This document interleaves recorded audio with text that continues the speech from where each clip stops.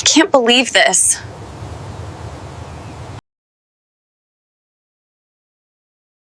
The autumn wind rustled through the trees as Valerie Sutton pulled her green cardigan tighter around her shoulders. The gravel crunched beneath the tires of her silver sedan as she navigated the narrow country road, doubt gnawing at her stomach with each passing mile.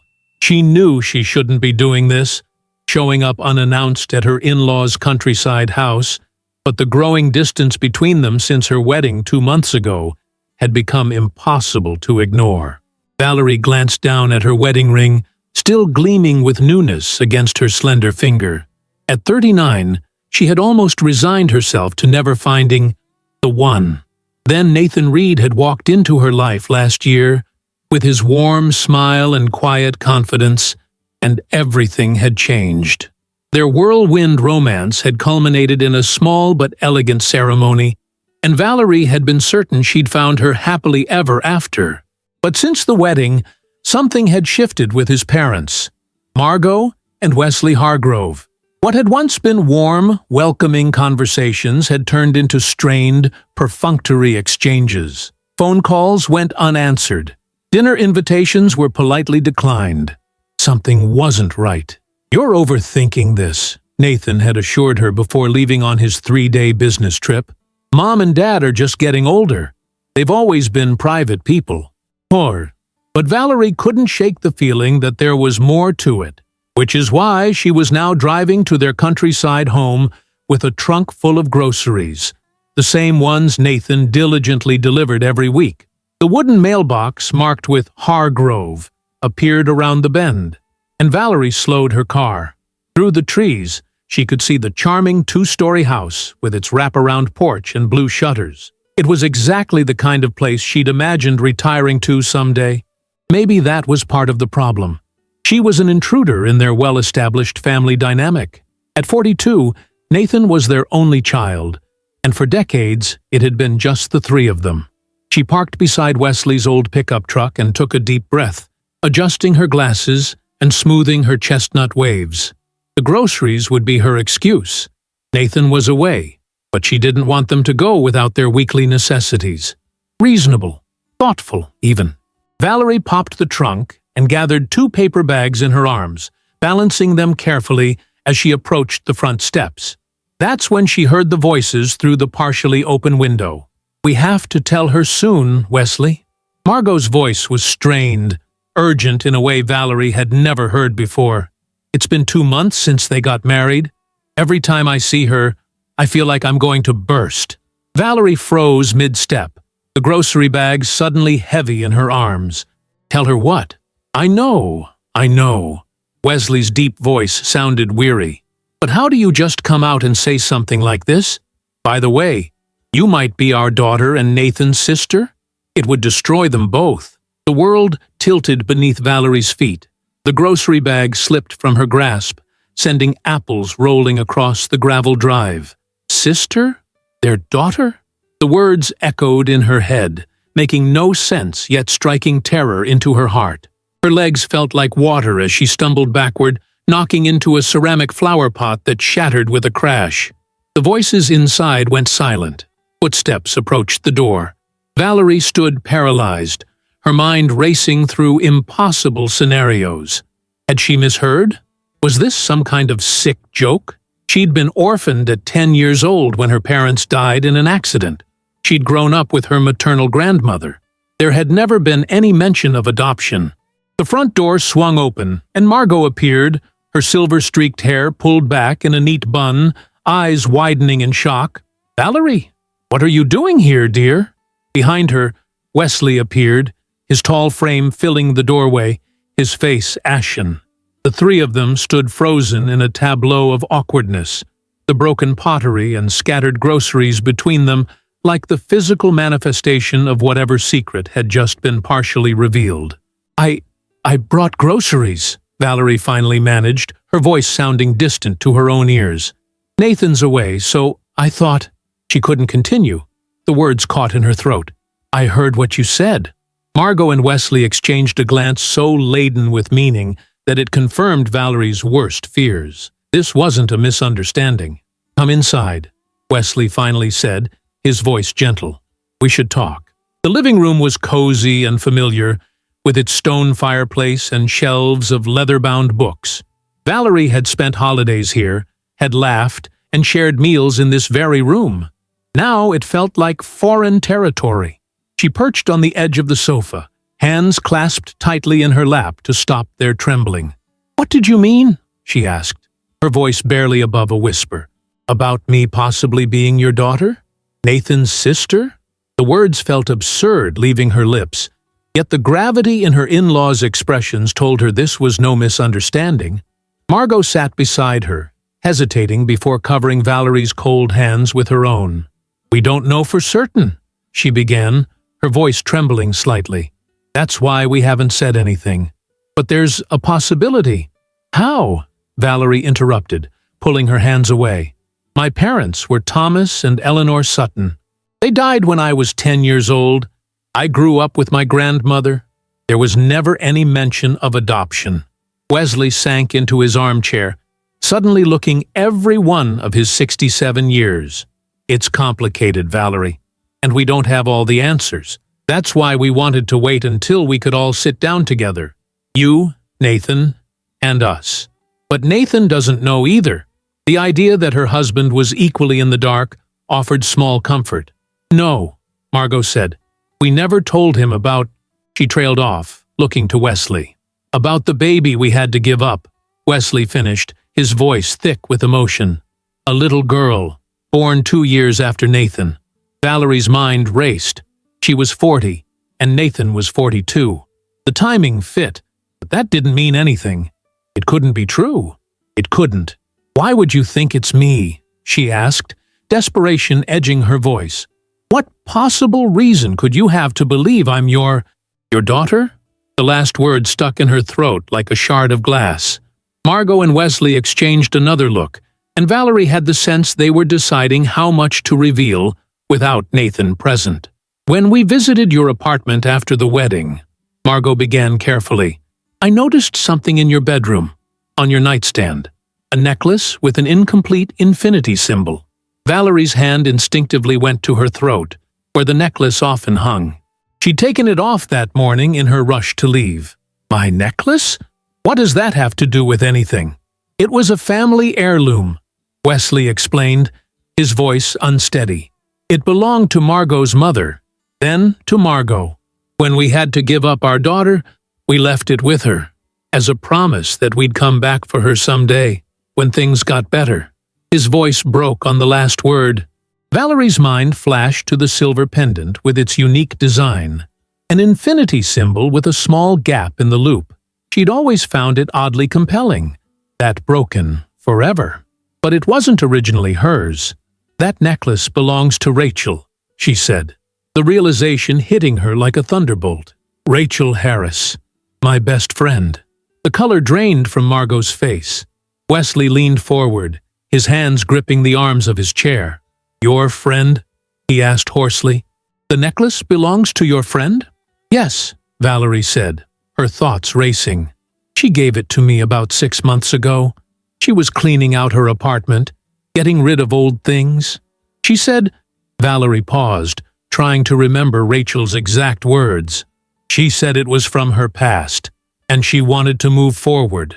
Wesley stood abruptly and walked to the window, his shoulders rigid. Margot remained seated, her eyes fixed on Valerie with an intensity that was unnerving. "Tell us about Rachel," Margot said quietly. "Please." Valerie felt as though she were betraying her friend somehow, but the urgency in Margot's voice compelled her to answer. "She's 40 years old. We've been friends since college. She was raised in foster care after being given up as an infant. She never knew her biological parents." Each word seemed to land like a physical blow on the older couple. She has your eyes, Wesley, and your smile, Margot." A choked sound came from Wesley by the window. Margot pressed a hand to her mouth, tears spilling down her cheeks. "All this time," Wesley whispered, "all this time she was so close." Valerie's head spun with the implications. If Rachel was their biological daughter, then she wasn't. She and Nathan weren't siblings. Relief flooded through her, quickly followed by a wave of guilt. How could she feel relief when her best friend's world was about to be turned upside down? "We need to wait for Nathan to return," Valerie said firmly, finding her voice again. "This affects all of us, and we need to decide together how to proceed. Rachel deserves to know the truth, but it needs to be handled delicately." Margot nodded, wiping her tears with a handkerchief she pulled from her pocket. "Of course. You're right. Would you—" Wesley turned from the window, his face lined with decades of regret. "Would you tell us more about her? About Rachel? What kind of life has she had?" The raw hope and fear in his voice broke Valerie's heart. She nodded slowly, knowing that whatever she said next would either heal or deepen a 40-year-old wound. As she began to speak, Valerie wondered how this revelation would change all of their lives, and whether some secrets were better left buried in the past. But looking at the anguish and hope warring on her in-laws' faces, she knew that this particular truth had been waiting too long to finally come to light. The 3 days until Nathan's return passed in a fog of anxiety and anticipation. Valerie had stayed at the country house for several hours that first day, sharing what she knew of Rachel's life with the Hargroves. Every detail she offered seemed to both comfort and wound them. Rachel's successful career as a pediatric occupational therapist, her kind heart, her resilience, but also her struggles with abandonment issues and difficulty forming lasting relationships. With each revelation, Valerie watched the grief in their eyes deepen, the weight of their decades-old decision hanging heavy in the air between them. "We tried to find her," Wesley had explained, his voice cracking as he recounted their desperate search. "When Nathan was 8, we finally had financial stability. I'd established my construction business, Margot was teaching full-time, and we were ready to bring our daughter home. But the adoption agency had closed," Margot continued, her hands twisting nervously in her lap. "The records were sealed, transferred to state custody. We hired a lawyer, but hit wall after wall of bureaucracy and privacy laws. We never stopped looking," Wesley added quietly. "But eventually, we had to accept that maybe she didn't want to be found, that maybe we'd lost our chance." Now, as Valerie paced the floor of their suburban home, waiting for Nathan's car to pull into the driveway, those conversations played on repeat in her mind. She hadn't told Nathan anything over the phone. This wasn't the kind of conversation to have remotely. He knew only that something important had come up with his parents, and they needed to visit them together as soon as he returned. The headlights sweeping across the living room wall sent her heart racing. Valerie took a deep breath, adjusting her glasses and straightening her emerald blouse. The one Nathan had always said brought out the green flecks in her blue eyes. She needed to look composed, even if she felt anything but. "Val?" Nathan called, the front door closing behind him. He appeared in the doorway moments later, his tall frame silhouetted against the hall light, his face etched with concern. At 42, Nathan Reed carried himself with quiet confidence, the silver beginning to thread through his dark hair, only adding to his distinguished appearance. "What's going on? You sounded worried on the phone." Valerie crossed to him, accepting his embrace and the brief kiss he pressed to her forehead. How did one begin a conversation like this? She pulled back, meeting his questioning gaze. "I need to tell you something," she began carefully. "Something I discovered when I visited your parents while you were away." Nathan's brow furrowed as he set down his briefcase, shrugging off his suit jacket. "You went to see Mom and Dad? Why didn't you tell me?" "It was impulsive," Valerie admitted.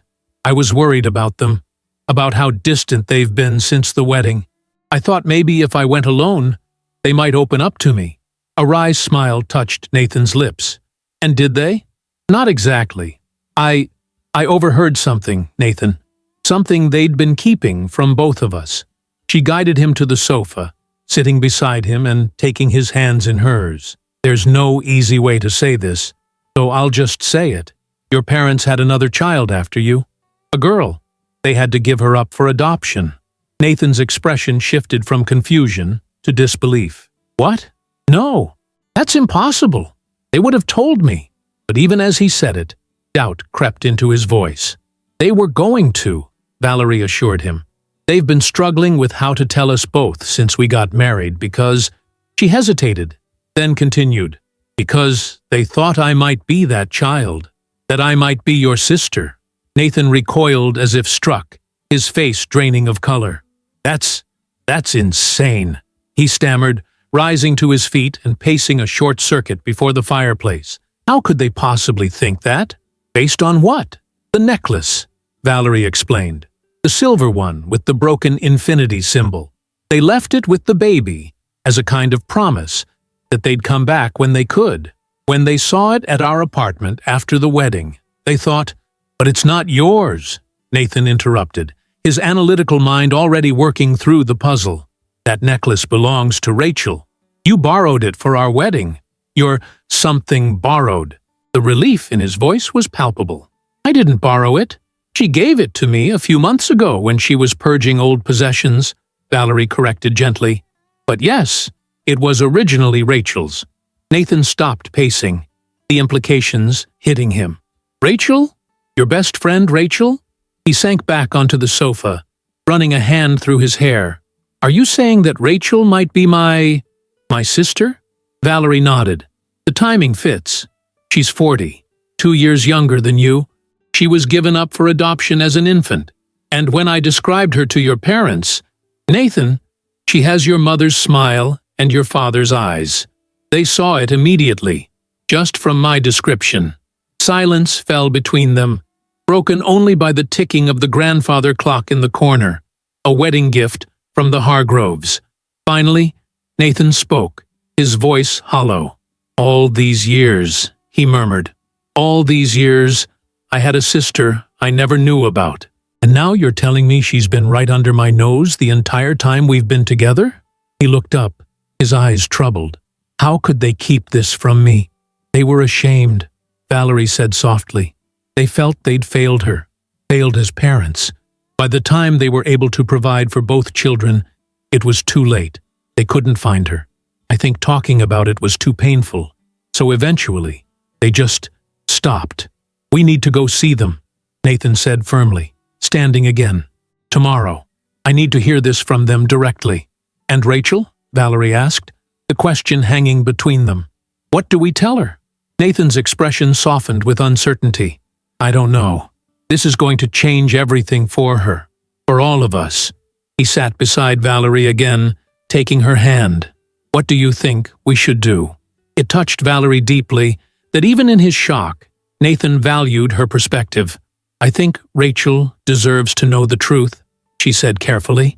"But I also think we need to be sure before we upend her life. Your parents have agreed to DNA testing if necessary, though they seem quite convinced based on the necklace and what I told them about her." Nathan nodded slowly. "Let's talk to my parents first. Get the whole story. Then we'll decide how to approach Rachel." He squeezed her hand. "Thank you for handling this so gracefully. It couldn't have been easy, thinking even for a moment that we might be related." Valerie finished with a small smile. "No, that was definitely the longest drive home from your parents' house I've ever made." Nathan pulled her into his arms, and they sat in silence for a long moment, both contemplating how differently this could have turned out. Finally, Nathan spoke again, his voice muffled against her hair. "How strange life is," he murmured.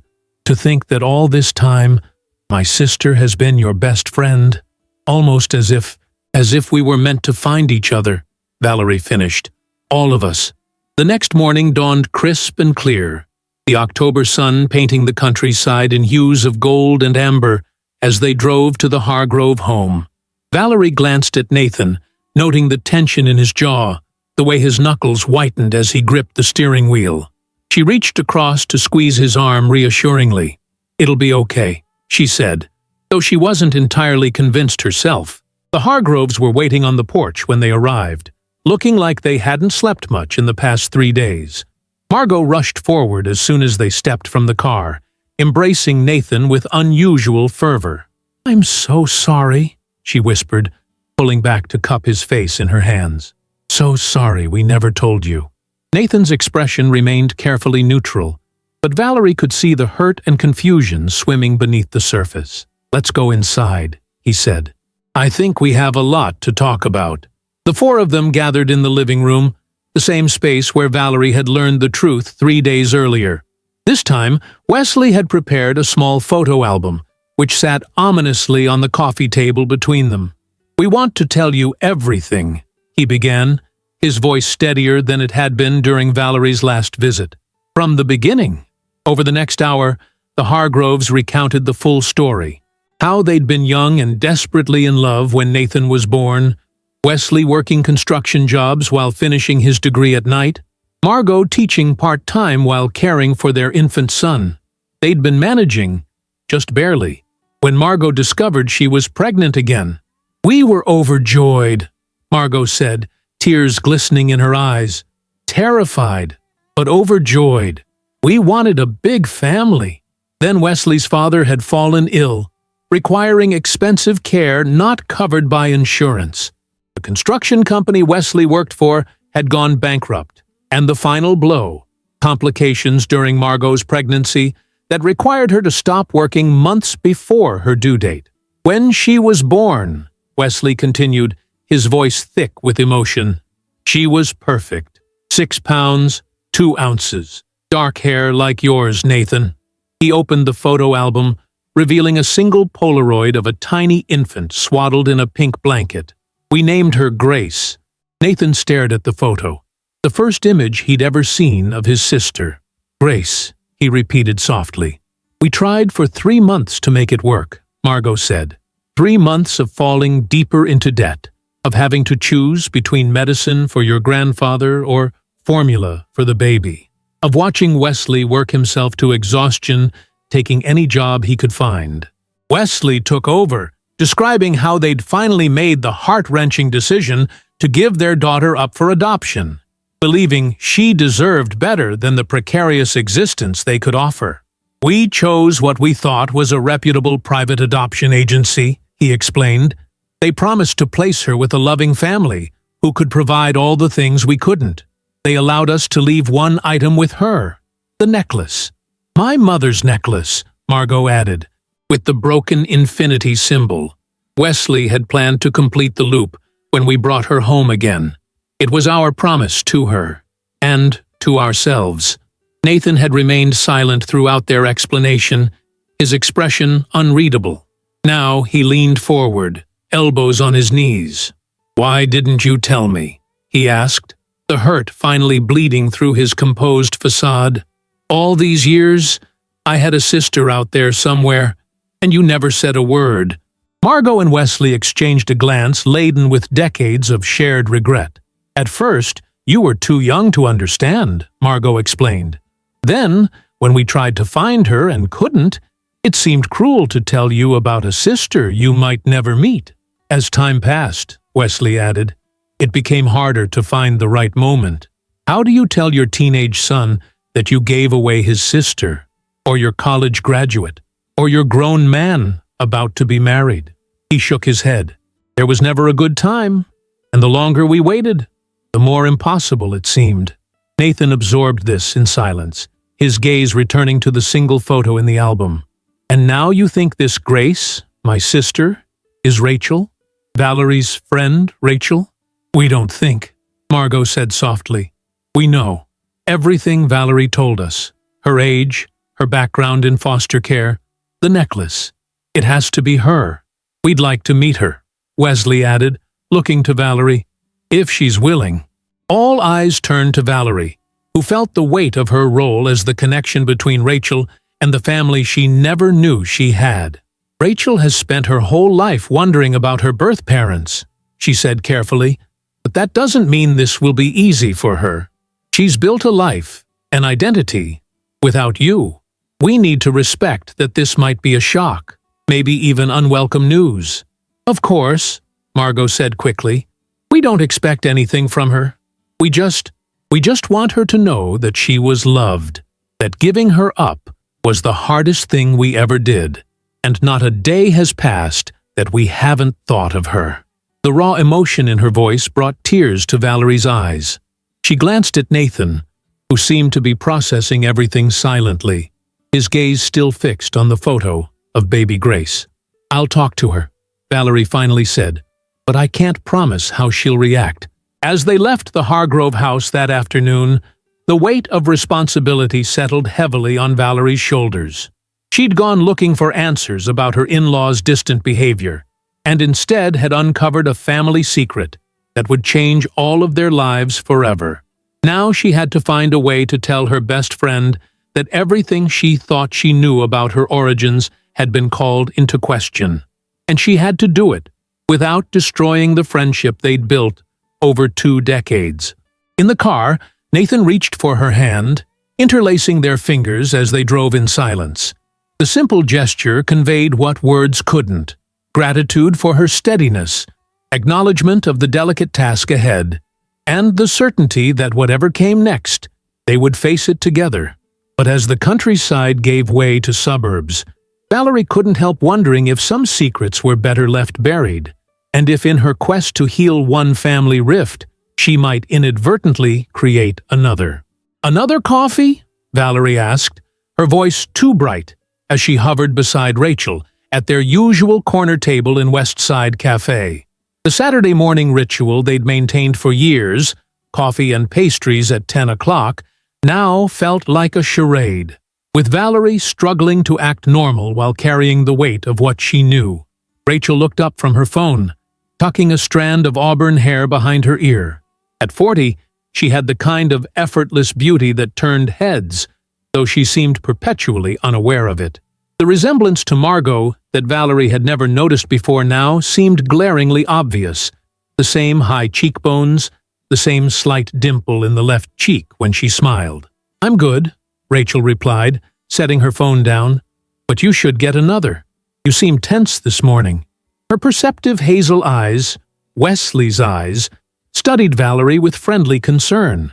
"Everything okay with you and Nathan? You've been checking your watch every 2 minutes."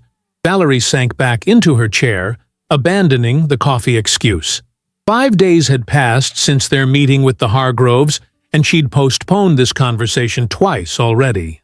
But Nathan would be joining them soon, waiting at a nearby bookstore until Valerie texted that the initial revelation had been made. They'd decided it would be less overwhelming for Rachel to hear the basics from Valerie alone before meeting the brother she never knew she had. "Actually," Valerie began, folding her hands around her mug to stop their trembling, "there is something I need to talk to you about. Something important." Rachel's expression shifted to one of mild alarm. "You're scaring me a little, Val. Are you sick? Is Nathan sick?" "No, nothing like that," Valerie assured her quickly. "It's about—" She hesitated, then decided to start with the concrete connection. "It's about that necklace you gave me. The silver one, with the broken infinity symbol." Rachel's brow furrowed in confusion. "The necklace? What about it? Where did it come from, Rachel? You never really told me." Rachel shrugged, clearly puzzled by the question. "I told you. It was with me when I entered foster care as a baby. The only thing from before." She rarely referred directly to her biological parents or the adoption. "Why are you asking about this now?" Valerie took a deep breath. "Because when Nathan's parents visited after our wedding, they saw it on my nightstand, and they recognized it." The color drained from Rachel's face, her coffee cup freezing halfway to her lips. "What do you mean, they recognized it?" "It was a family heirloom," Valerie explained gently. "It belonged to Margot's mother, then to Margot herself. When they had to give up their baby daughter for adoption 40 years ago, they left it with her, as a promise they'd come back someday." Rachel set her cup down with deliberate care, a thin line of coffee sloshing over the rim. She stared at the spreading puddle, not meeting Valerie's eyes. "Are you saying—" Her voice was barely audible. "Are you saying that Nathan's parents think I'm their daughter? The one they gave up?" Valerie nodded. "Yes, everything fits, Rachel. Your age, your history in foster care, and when I described you to them, they could see themselves in my description." She reached across the table, but Rachel pulled her hands away. "They named you Grace. Grace. Rachel repeated numbly, testing the name on her tongue like an unfamiliar food. She finally looked up, her eyes wide with shock and something else. Anger? Fear? Why are you telling me this? What am I supposed to do with this information? They want to meet you, Valerie said softly, if you're willing. But they understand if you're not ready, or if you don't want to at all.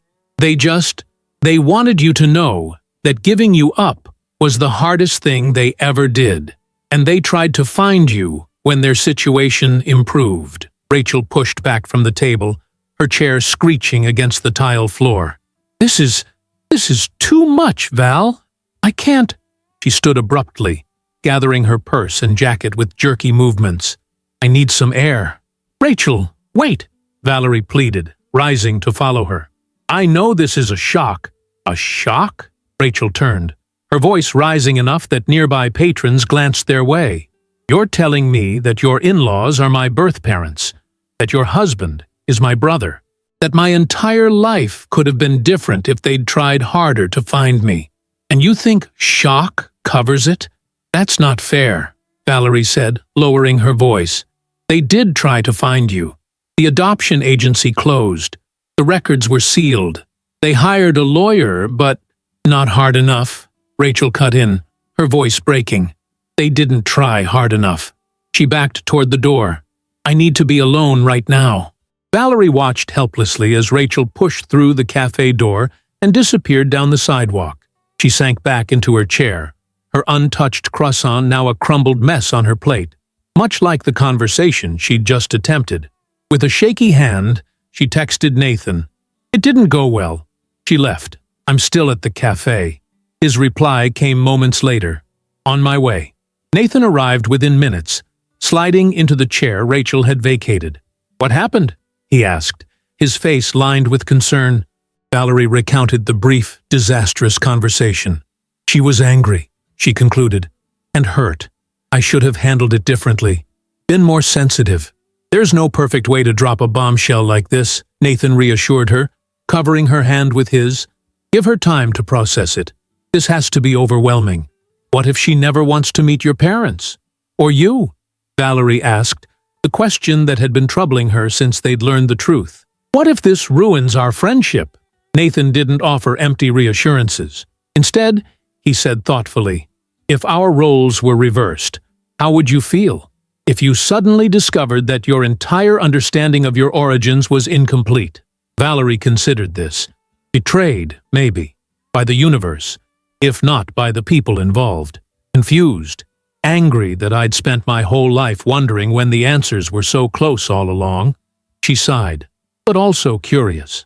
I'd want to know more, eventually. I'd want to see if I could recognize myself in these strangers who share my blood. Then give Rachel the chance to feel all those things, Nathan suggested, and trust that when she's ready, she'll reach out. Valerie nodded, grateful for his steady presence. As they left the cafe together, she couldn't help glancing over her shoulder, half hoping to see Rachel returning. But the sidewalk remained empty, and the knot of worry in her stomach only tightened. 3 days passed without a word from Rachel. Valerie's texts went unanswered, her calls sent straight to voicemail. She drove by Rachel's apartment once, noting her car was in its usual spot, but resisting the urge to knock on her door. Rachel needed space, and Valerie was determined to respect that, no matter how worried she became. On the 4th day, just as Valerie was considering a more direct approach, her phone chimed with a text. Can you come over? We need to talk. Relief washed over her as she typed back, I'll be there in 20 minutes. Rachel's apartment was on the 3rd floor of a converted Victorian house near the university where she occasionally guest lectured in early childhood development. Valerie had spent countless evenings there, sharing wine and confidences, celebrating promotions and commiserating over breakups. Now she stood at the familiar door, feeling like a stranger. Rachel answered on the first knock, looking tired but composed. She'd pulled her hair back in a loose ponytail, and her eyes were slightly red-rimmed, but otherwise she appeared calm, far calmer than Valerie had expected. Come in, she said, stepping aside. I made tea. The apartment was meticulously tidy, as always, Rachel's response to a childhood spent moving between foster homes, where her belongings were often lost or damaged. Every item had its place. Every surface was dust-free. It was a stark contrast to Valerie's own comfortable clutter. They sat at the small dining table by the bay window, mugs of steaming chamomile between them. For a moment, neither spoke, the familiar routine of their friendship temporarily suspended by the enormity of what now lay between them. "I'm sorry I walked out," Rachel finally said, her fingers tracing the rim of her mug. "And that I didn't answer your messages. I needed time to think." "You don't have to apologize," Valerie said quickly. "I should be the one apologizing. I didn't handle it well." Rachel offered a small, sad smile. "There's no handbook for how to tell your best friend you've accidentally found her birth family." The tension eased slightly, and Valerie ventured a question. "What are you thinking now?" After having some time. Rachel was quiet for a long moment, gazing out the window at the maple tree whose branches nearly touched the glass, its leaves beginning to turn crimson at the edges. "I've spent my entire adult life trying not to think about them," she finally said. "My birth parents. I told myself it didn't matter why they gave me up, that dwelling on it was pointless." She turned back to Valerie, her eyes suddenly fierce. "Do you know what it's like to grow up knowing you weren't wanted? To move from home to home? Always the outsider." Valerie shook her head, unable to imagine that kind of rootlessness. "I built a life," Rachel continued. "A good life. I help children overcome developmental challenges. I have friends, a career I'm proud of. I've made peace with my past." She paused, her voice softening. "Or I thought I had, until you told me about the necklace, about Grace." "You don't have to meet them," Valerie assured her. "No one expects anything from you." "But that's just it," Rachel said, frustration edging her voice. "Part of me wants to meet them, to see these people who created me, then gave me away, to ask them why, face to face, to understand." Her hand drifted unconsciously to her throat, where the necklace had once rested. "And that makes me so angry at myself, because why should I care? Why should I give them the satisfaction of knowing I turned out okay despite what they did?" "They thought they were doing what was best for you," Valerie said gently. "They were young, in financial crisis. Nathan's grandfather was ill, requiring expensive care. Margot had pregnancy complications that prevented her from working. They tried for 3 months to keep you, but—" "Stop defending them," Rachel interrupted, though without heat. "You don't have to convince me they're good people. I know they are. They raised Nathan, and he's one of the best men I've ever met." She took a shaky breath. "That's part of what makes this so hard. It would be easier if I could just hate them." Valerie reached across the table, and this time, Rachel didn't pull away. "Whatever you decide, I'm here. If you want to meet them, I'll go with you. If you never want to see them, I'll support that too. There's no right answer here." Rachel squeezed her hand gratefully, then asked the question Valerie had been dreading. "And Nathan? How does he feel about all this?" "He's still processing it," Valerie answered truthfully. "He had no idea you existed until a week ago. But he'd like to meet you. As his sister, I mean. When you're ready. If you're ever ready." Rachel nodded slowly, absorbing this. "It's strange to think of him that way. As my brother." A ghost of a smile touched her lips, though it explains why I felt so comfortable around him from the first day you introduced us. Something about him just felt familiar. Hope sparked in Valerie's chest at these words. Perhaps the bonds of blood were already at work, creating connections beyond conscious understanding. "Will you tell me more about them?" Rachel asked suddenly. "Not to defend them or convince me of anything, just facts, what they're like as people." Valerie spent the next hour telling Rachel everything she knew about Margot and Wesley Hargrove, how Wesley built his construction business from nothing, specializing in historical renovations, how Margot taught elementary school for 35 years before retiring, their love of gardening and old films, the way Wesley still opened doors for Margot after 45 years of marriage, how Margot always kept homemade cookies in the freezer for unexpected guests, As she spoke, she watched Rachel's expression shift subtly, from guarded interest to reluctant fascination. She was trying to see herself in these strangers, Valerie realized, searching for the missing pieces of her own puzzle. "They kept looking for you," Valerie said softly as she concluded, "even after the official channels failed them." Wesley would drive to different towns on weekends, visiting orphanages and foster homes, showing your baby picture. Margot wrote letters to adoption agencies across the country. They never stopped hoping they'd find you someday. Rachel was silent, her gaze distant. Finally, she took a deep breath and said, "I want to meet them. Not right away. I need more time to prepare myself, but soon." She looked directly at Valerie, vulnerability and determination mingling in her expression.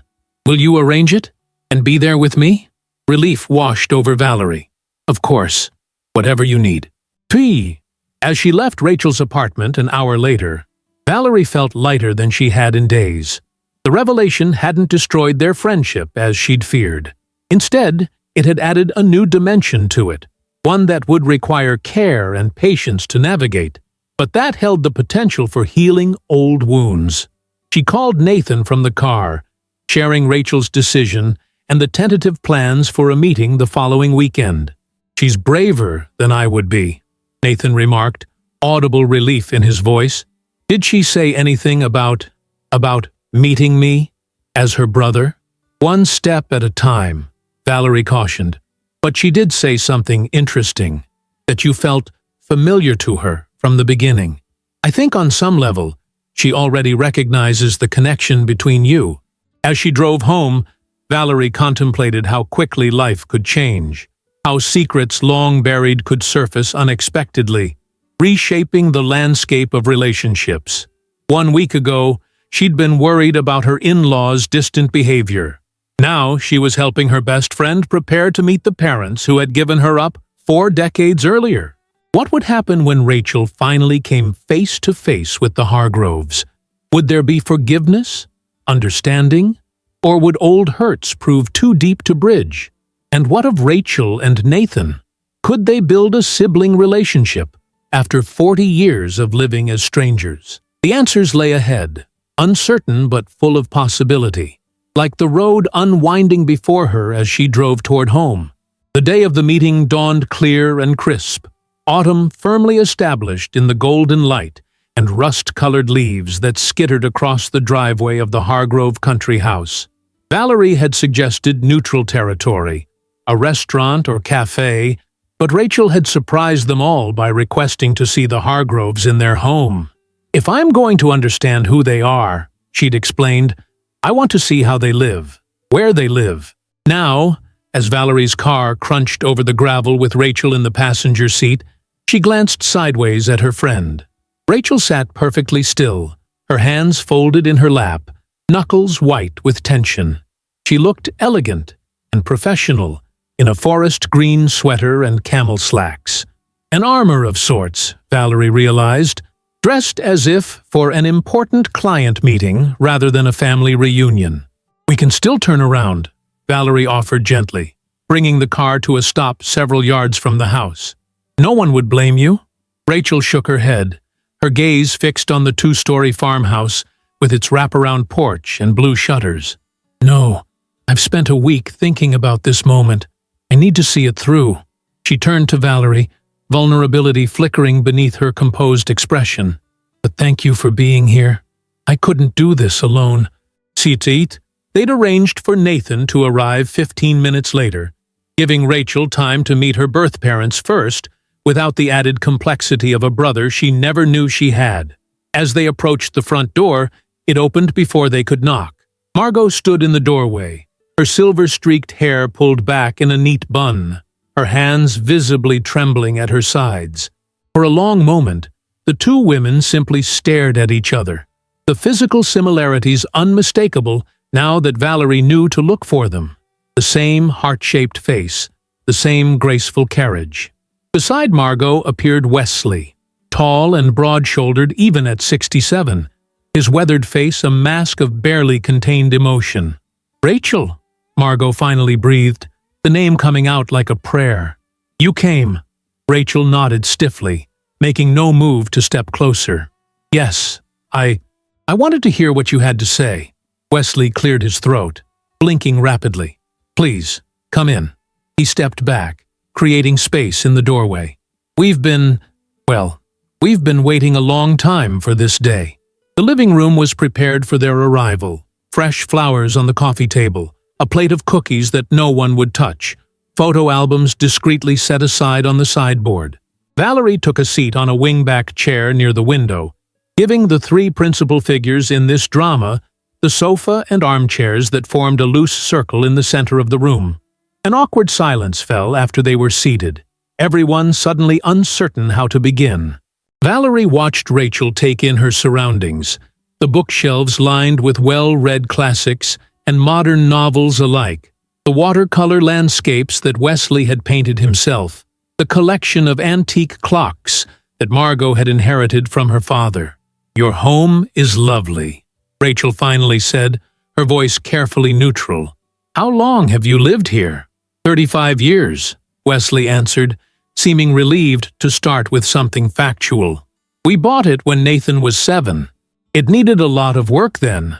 The roof leaked, the porch was rotting, but we fixed it up bit by bit. Wesley does most of the renovations himself, Margot added. He built the bookshelves, refinished all the floors. Rachel nodded, absorbing this. Her gaze landed on a family photo on the mantelpiece. Wesley, Margot, and Nathan at what appeared to be his college graduation. You must be very proud of Nathan, she said, a hint of something unidentifiable in her voice. Margot followed her gaze to the photo. We are, she said softly, just as we would have been proud of you, had we been given the chance to raise you. The simple statement hung in the air, the elephant in the room finally acknowledged. Rachel's composed expression wavered slightly. Why did you give me up? She asked directly, the question she'd waited 40 years to ask. I understand there were financial difficulties, but was there nothing else you could have done? Wesley leaned forward, his large hands clasped between his knees. We asked ourselves that question every day for years, he said, his deep voice rough with emotion. If we could have found another way. He shook his head. My father was dying of cancer. The medical bills had wiped out our savings. The construction company I worked for went bankrupt, and no one was hiring. We were 3 months behind on rent, facing eviction. I had complications during pregnancy, Margot continued. Preeclampsia. I was ordered to bed rest for the final trimester, which meant I couldn't teach. We had no income, mounting debts, and a 2-year-old who needed to be fed and clothed. Her eyes filled with tears. We tried, Rachel, Grace. We tried for 3 months after you were born to make it work. I would go without meals, so there would be enough formula for you. Wesley took any odd job he could find, sometimes working 20 hours straight. But it wasn't enough, Wesley said, his voice breaking. The final straw was when Nathan got sick, an ear infection that turned serious because we couldn't afford antibiotics right away. We realized then that we were failing both of our children. Something had to change. Rachel listened silently, her face a careful mask, though Valerie could see the storm of emotions in her eyes. So you decided I was the one to go, she said finally, her voice tight. We thought we were giving you your best chance, Margot said, tears now tracking down her cheeks. We chose what we believed was a reputable adoption agency. They promised a loving home, health care, education, all the things we couldn't provide then. Instead, Rachel said, her composure beginning to crack, I spent the first 5 years of my life bouncing between foster homes because my first adoptive family decided they didn't want me after all when the mother got pregnant. I was passed around like an unwanted gift, never staying anywhere long enough to feel secure. Do you know what that does to a child? To never know where you'll be sleeping next month? Or who'll be responsible for you? Wesley flinched as if struck. We didn't know, he said hoarsely. When we tried to find you, to bring you home when our situation improved, the agency had closed. The records were sealed or lost. We hired a lawyer, but hit nothing but dead ends. He reached for a worn leather folder on the side table. We kept everything. The lawyer's letters, the petitions we filed, the responses from the state. It's all here, if you want to see it. Rachel stared at the folder but made no move to take it. "When did you start looking for me?" she asked instead. "When you were 8, Margot answered. Nathan was 10. Wesley's business had finally taken off. We had a stable home, money in the bank.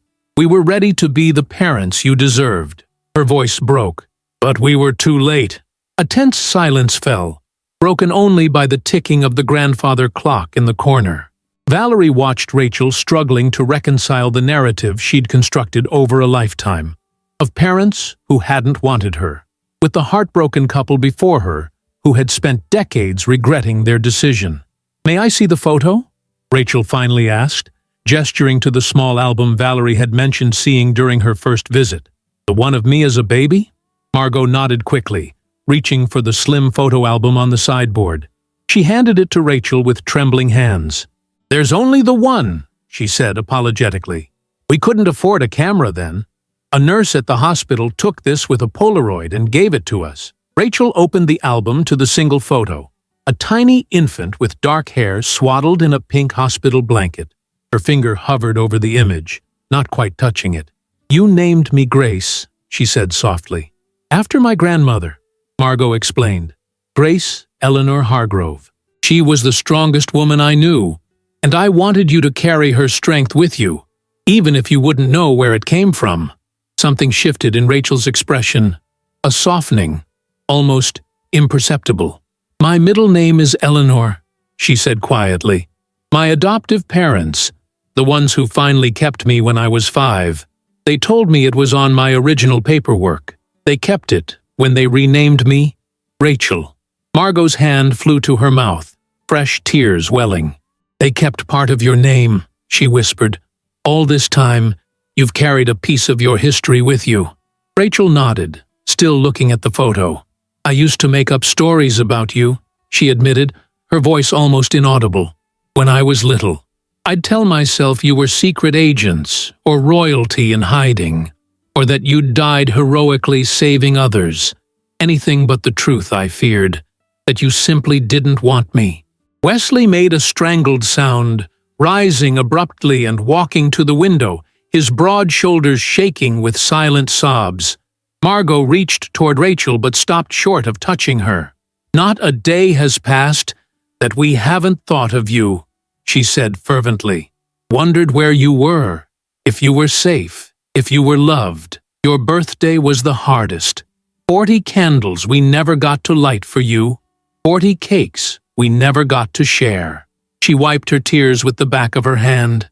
"We never stopped loving you, Grace. Never." The sound of tires on gravel outside signaled Nathan's arrival. Rachel glanced toward the window, then back at the photo in her hands. She closed the album carefully and returned it to Margot.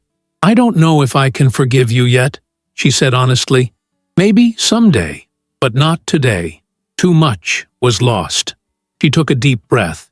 "But I think I'm beginning to understand, and I'm willing to try to know you now, if you'll give me the time and space I need to process all of this." Relief bloomed on Margot's face. "Anything," she promised. "Whatever you need."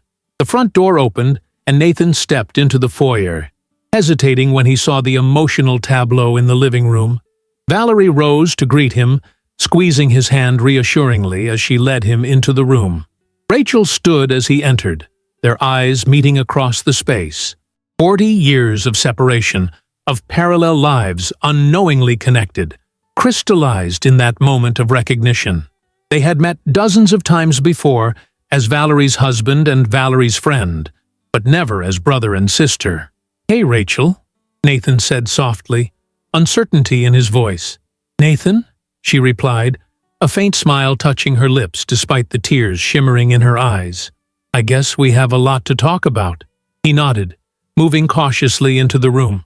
"I brought something for you," he said, reaching into his jacket pocket. I wasn't sure if it was the right thing to do, but he withdrew a small velvet box and held it out to her. "This belongs to you." Rachel accepted the box with questioning eyes. When she opened it, Her breath caught. Inside lay her silver necklace, the broken infinity pendant that had started this entire revelation, now completely restored, the loop closed to form a perfect, unbroken symbol of eternity. "Dad showed me how," Nathan explained, glancing at Wesley. "He'd been planning to do it himself for a long time. But we thought maybe it would mean more coming from me, as your brother." The word sounded new on his tongue, tentative but hopeful. Rachel stared at the necklace, her composure finally cracking completely. "I gave this away," she whispered, tears spilling freely now. "I tried to throw it away, actually. Valerie rescued it from the trash during one of my purges. I told her it reminded me of feeling incomplete, unwanted, that I was finally ready to let go of the past. And now?" Valerie asked gently. Rachel lifted the necklace from the box, the silver catching the afternoon light streaming through the windows. "Now it's something else entirely. A circle that was broken, but has been made whole again." She looked up at Nathan, then at the Hargroves. "Like us, maybe, given enough time." Valerie watched as Nathan tentatively opened his arms, offering an embrace without demanding it. After a moment's hesitation, Rachel stepped into his hug, closing her eyes as 40 years of separation began, in that small gesture, to heal. The path forward wouldn't be simple or straight. There would be difficult conversations, painful memories to process, boundaries to establish. But in that moment, as the autumn light bathed the room in gold, illuminating this fragile, newborn family connection, Valerie saw the first glimmer of what might be possible, not erasing the past, but building something new upon its foundation. As Rachel stepped back from Nathan's embrace, she turned to Valerie with tear-streaked cheeks and whispered, "Thank you for finding them, for finding me." And in that moment, Valerie understood that sometimes the most precious gifts come disguised as misunderstandings, and that family, whether born, chosen, or rediscovered, was the most complex and beautiful puzzle of all. Spring came early that year, painting the countryside in soft greens and vibrant pinks as cherry trees burst into bloom. 6 months had passed since that fateful autumn day, when long-buried truths had surfaced, changing the landscape of all their lives forever. Valerie stood on the wraparound porch of the Hargrove country house, a glass of lemonade cooling her palm as she watched the scene unfolding in the expansive backyard. Rachel and Wesley bent over a freshly tilled garden plot, their heads, one auburn, one silver, close together as they debated the merits of different tomato varieties. They shared the same focused expression, the same way of gesturing with their hands when making a point.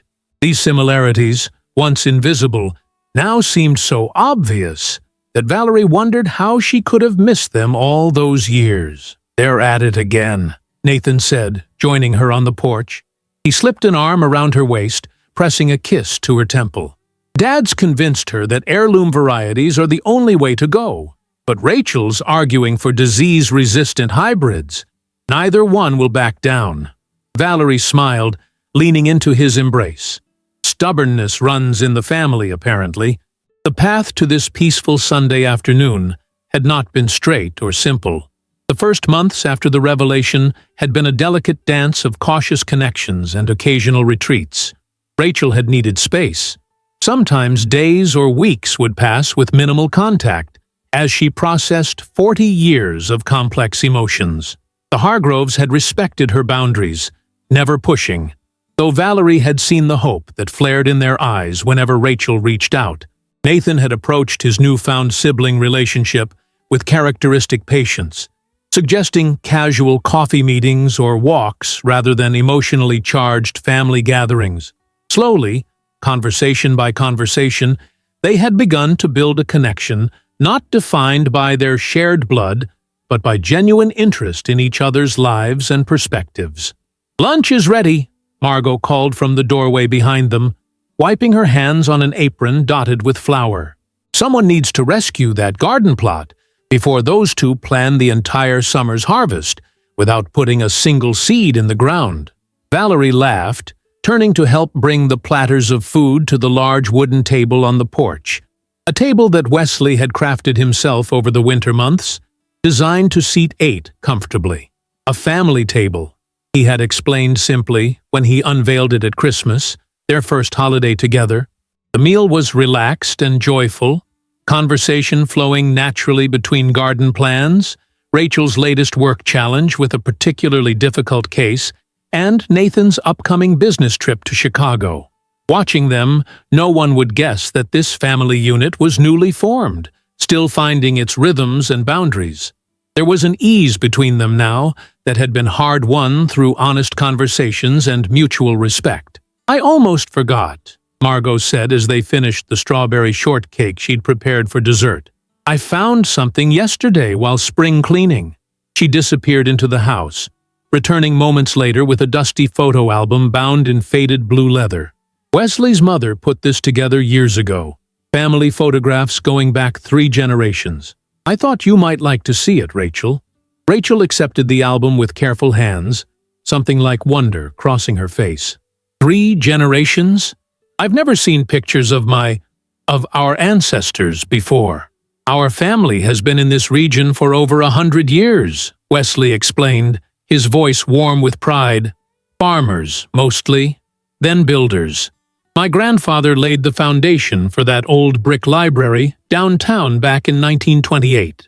As Rachel began to leaf through the album, Margot settled beside her, pointing out great-grandparents, distant cousins, long-gone aunts and uncles whose features sometimes strikingly resembled her own.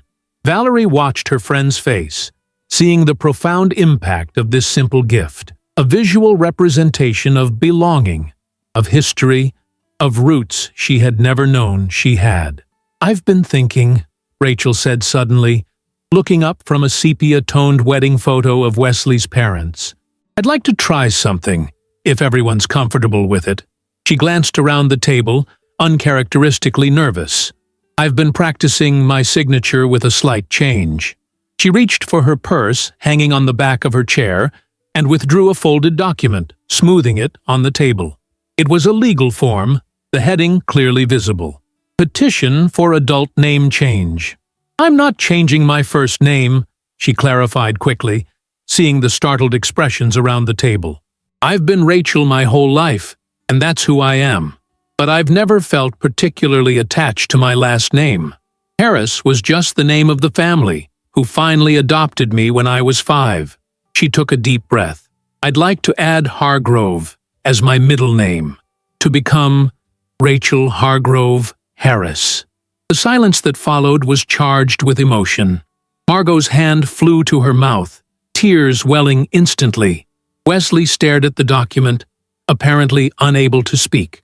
Nathan reached across the table to squeeze his sister's hand. "You don't have to decide right now," Rachel added hurriedly. "I wanted to discuss it with all of you first. It's a big step, and I understand if it feels too soon or—" "No," Wesley interrupted, finding his voice at last. "It's not too soon. It's 40 years overdue." He looked at his daughter, truly seeing her, not as the infant he had lost or the stranger he had found, but as the remarkable woman she had become. "Nothing would make us prouder than to have you carry our name, in whatever way feels right to you."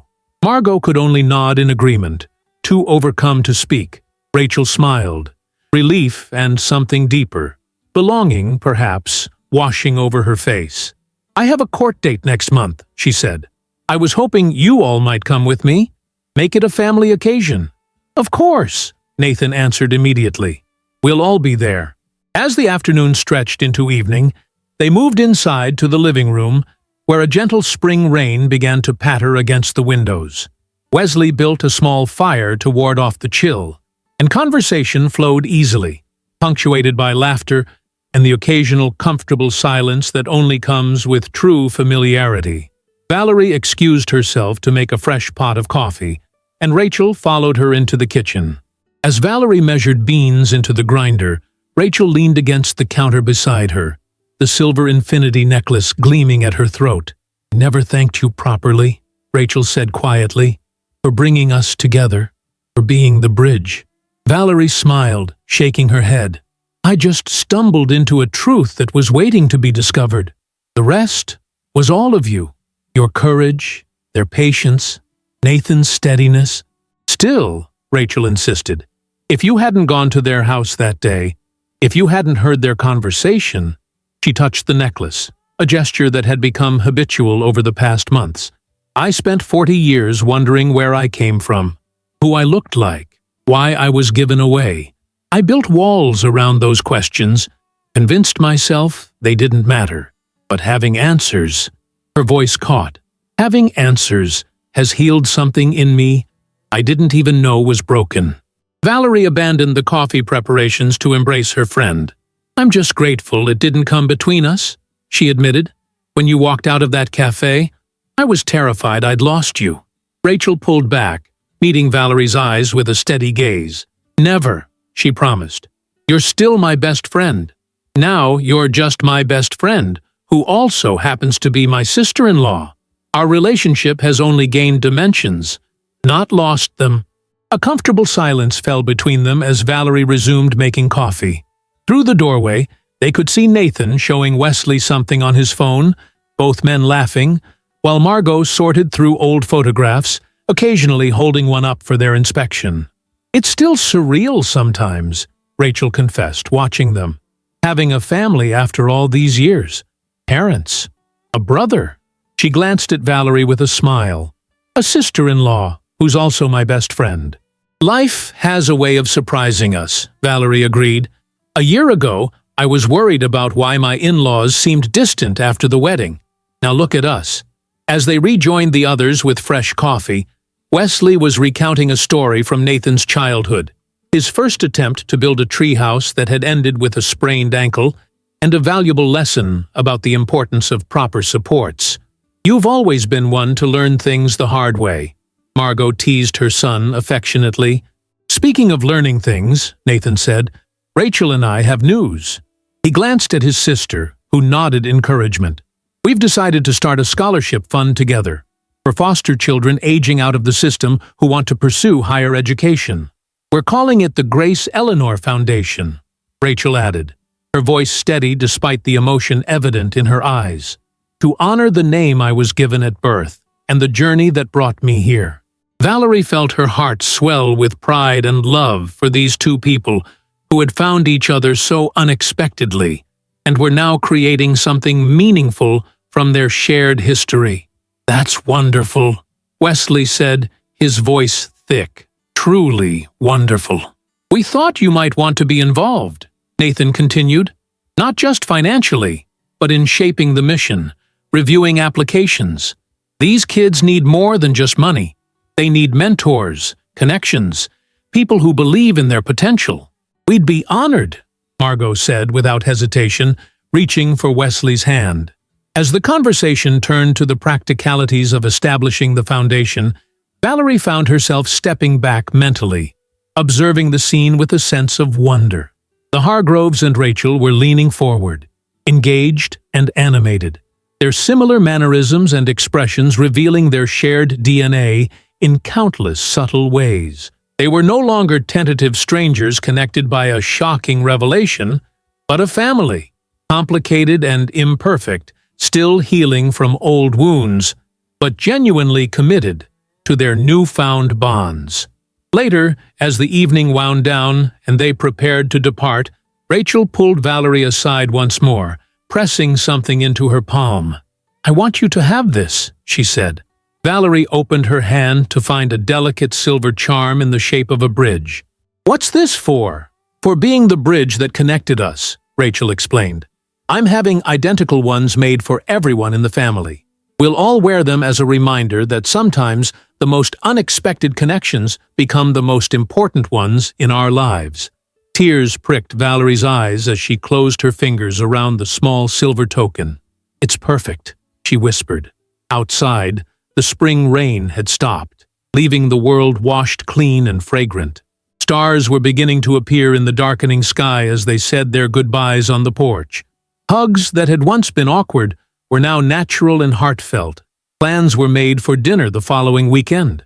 Promises to call midweek were exchanged.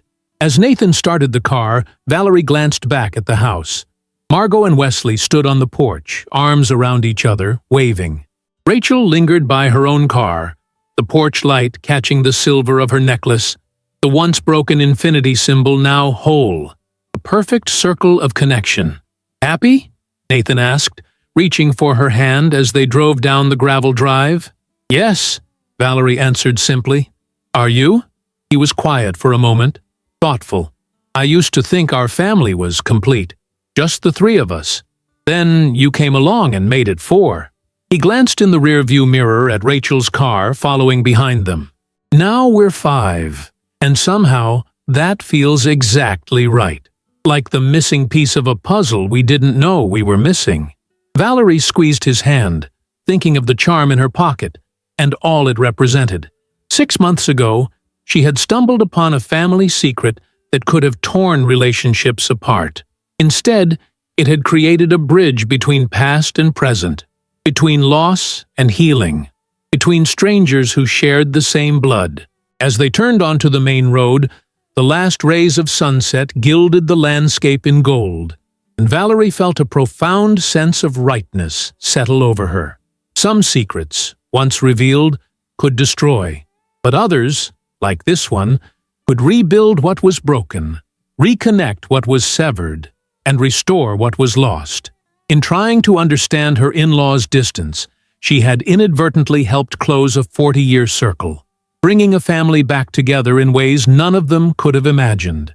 The silver charm seemed to warm in her pocket, a tangible reminder that the strongest bridges are often built where the deepest chasms once existed, and that family, whether born, chosen, or rediscovered, was life's most precious gift of all. If you enjoyed the story, leave a like and subscribe to the channel. And drop a comment below. What city are you watching from? And if your heart tells you to, feel free to leave me a tip on Buy Me a Coffee. Just check the first pinned comment. Thanks for keeping me company and for the coffee, and I'll see you in the next story.